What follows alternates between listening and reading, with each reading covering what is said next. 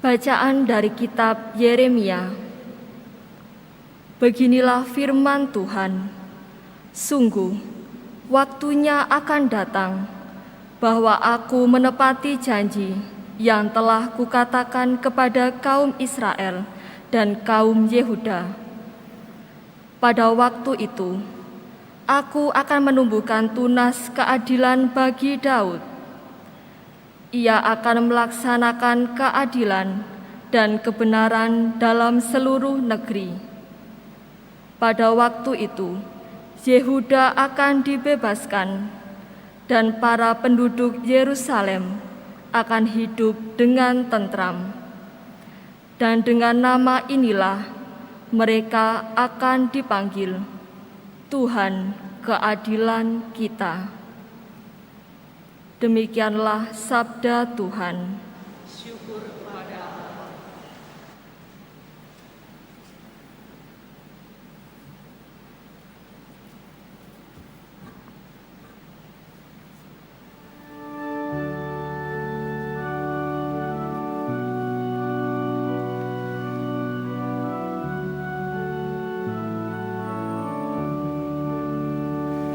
Kepadamu ya Tuhan, ku angkat jiwaku. Kepadamu ya Tuhan, ku angkat jiwaku. Beritahukanlah jalan-jalan-Mu kepadaku ya Tuhan. Tunjukkanlah lorong-lorong-Mu kepadaku. Bawalah aku berjalan dalam kebenaran-Mu dan ajarlah aku. Sebab Engkaulah Allah yang menyelamatkan daku. Kepadamu ya Tuhan, ku angkat jiwaku. Tuhan itu baik dan benar, sebab itu Ia menunjukkan jalan kepada orang yang sesat. Ia membimbing orang-orang yang rendah hati menurut hukum dan mengajarkan jalannya kepada orang-orang yang bersahaja.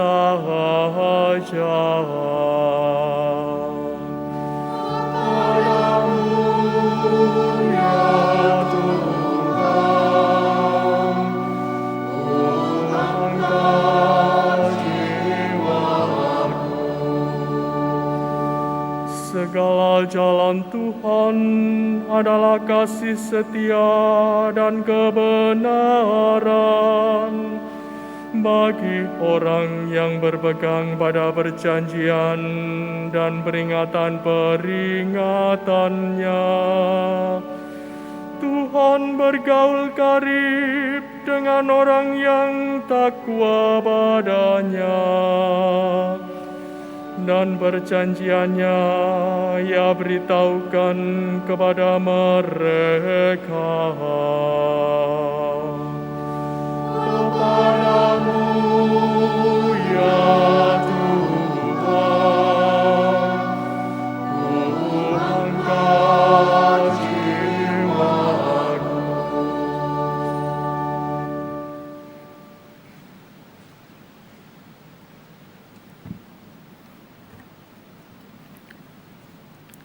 Bacaan dari surat pertama Rasul Paulus kepada jemaat di Tesalonika.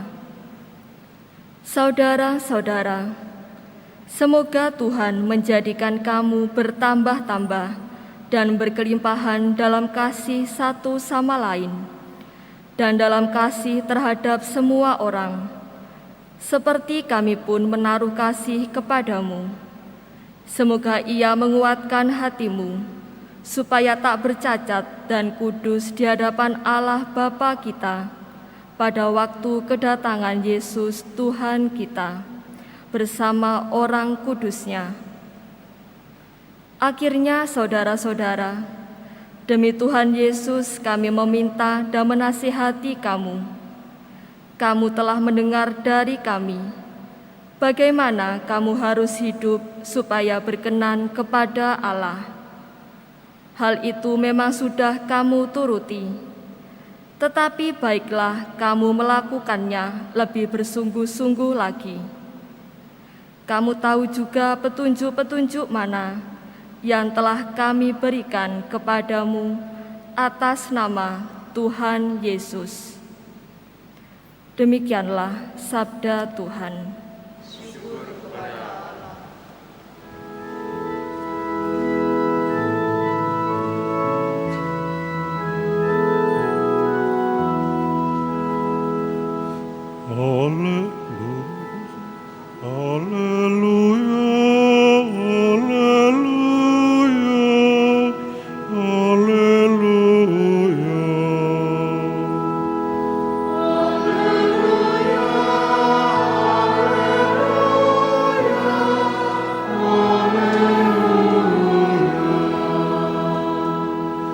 Perlihatkanlah kepada kami kasih setiamu, ya Tuhan, dan berilah kami keselamatan yang daripadamu.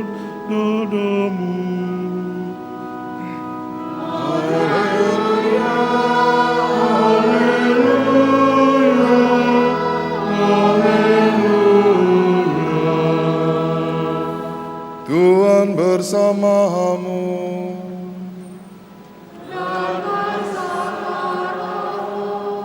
Inilah Injil suci menurut Lukas.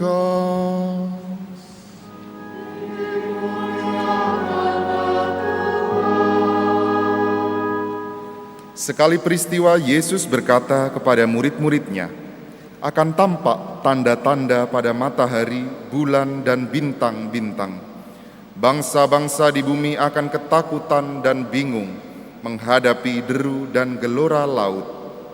Orang akan mati ketakutan karena kecemasan, berhubung dengan segala sesuatu yang menimpa bumi ini, sebab kuasa-kuasa langit akan guncang.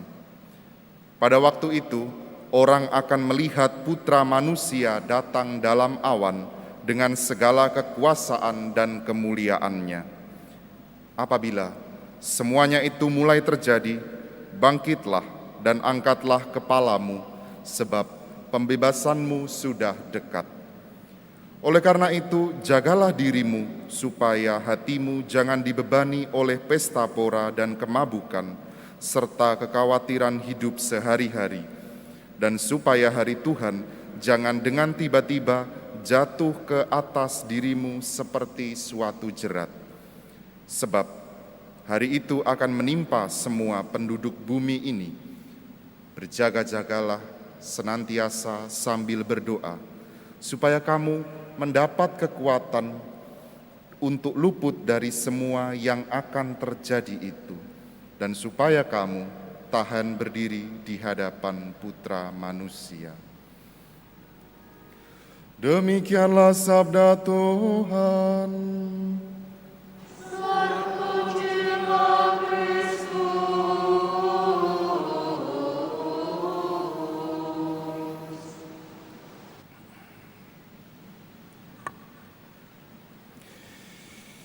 Saudara-saudariku yang terkasih di dalam Kristus, kalau kita boleh mengingat beberapa saat yang lalu, beberapa bulan yang lalu, kita mengalami gelombang kedua COVID-19. Lebih hebat daripada sebelumnya, rumah sakit penuh. Banyak orang-orang yang kita kenal, yang kita cintai meninggal karena COVID-19. Banyak kesedihan, ketakutan, kecemasan yang mencekam situasi masyarakat beberapa waktu yang lalu. Dan satu hal yang mungkin paling terasa adalah selain ketakutan dan kecemasan, bagaimana kita semuanya masyarakat, orang-orang itu berebutan untuk mencari obat, makanan, vitamin, oksigen, sampai harganya melambung tinggi dan sudah tidak masuk akal. Dulu di awal-awal COVID kita tahu masker harganya melambung berkali-kali lipat.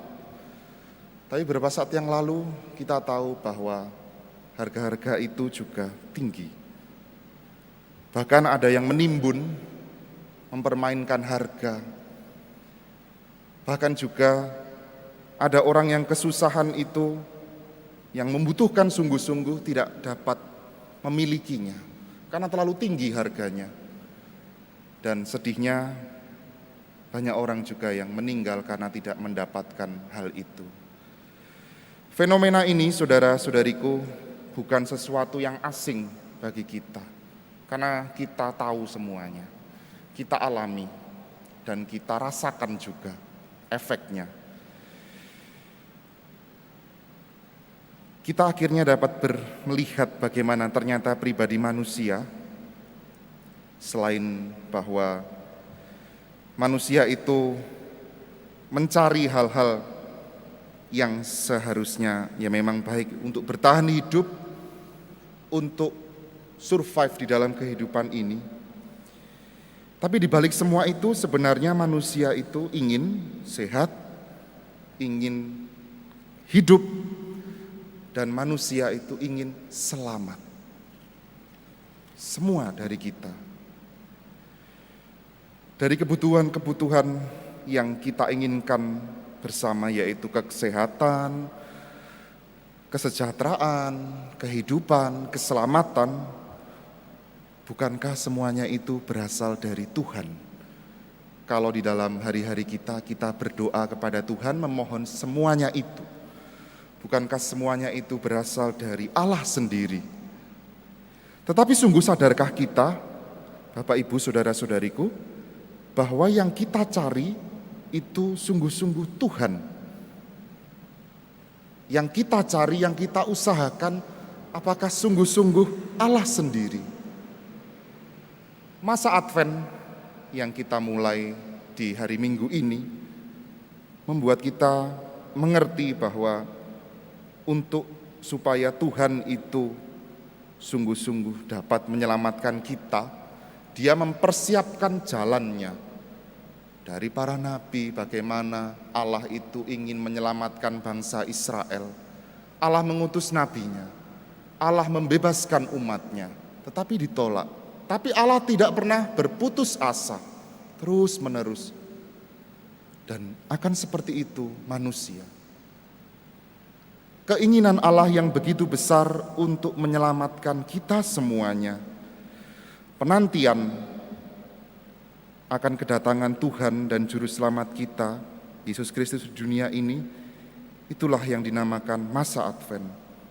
Masa liturgi yang mengajari kita untuk senantiasa melihat, sadar, dan berjaga-jaga akan kedatangan Tuhan. Berjaga-jagalah senantiasa sambil berdoa, supaya kamu mendapat kekuatan untuk luput dari semua yang akan terjadi, dan supaya kamu tahan berdiri di hadapan Putra Manusia. Sabda Tuhan Yesus di dalam Injil hari ini. Karena kita dicintainya, saudara-saudariku, tak habis-habisnya Tuhan Yesus itu mencintai kita. Malah terkadang kita yang seringkali lupa, kita yang seringkali itu mencari hal-hal yang diciptakan oleh Tuhan, daripada kita mencari Tuhan sendiri. Tetapi Tuhan tidak pernah berputus asa dalam mencintai manusia. Tetapi Tuhan tidak pernah lelah untuk senantiasa mengingatkan kita semuanya. Kita selain diajak untuk mempersiapkan kelahiran Tuhan di dalam masa Natal nanti, kita sebenarnya dipanggil untuk mencari dan berharap kepada Tuhan. Sudahkah kita semuanya ini menggantungkan seluruh harapan kita kepada Tuhan di dalam kehidupan ini. Pertanyaan yang sulit dijawab, tetapi pertanyaan ini sungguh-sungguh membuat kita akhirnya mengerti siapakah diri kita, siapakah manusia itu. Pencarian akan makna kehidupan ini, saudara-saudariku, tidak pernah lepas dari yang namanya karya Allah, karya Tuhan di dalam hidup kita. Manusia boleh mencari apapun di dunia ini, tetapi pada akhirnya manusia itu akan kembali kepada Tuhan. Ingatlah bahwa selalu ada kesempatan yang Allah berikan kepada kita.